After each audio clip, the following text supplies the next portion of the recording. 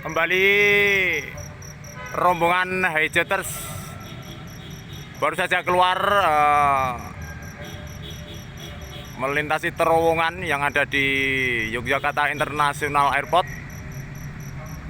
dengan rombongannya yang begitu tertib dan sangat bagus sekali formasinya.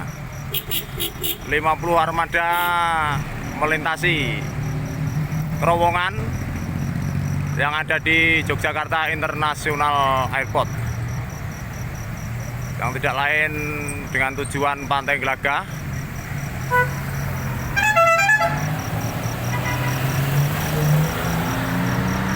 Ya, ini rombongan masih sangat panjang rangkaiannya, saudara-saudara.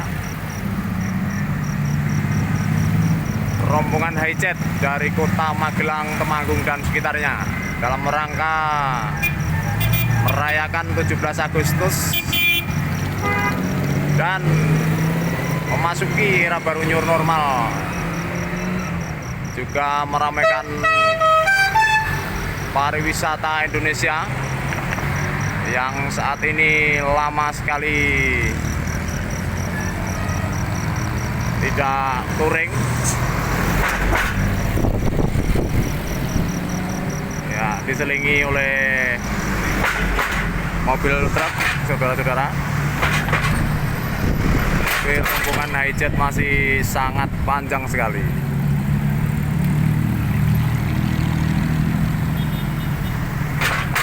Ya, ini keluar dari terowongan kurang lebih 50 armada.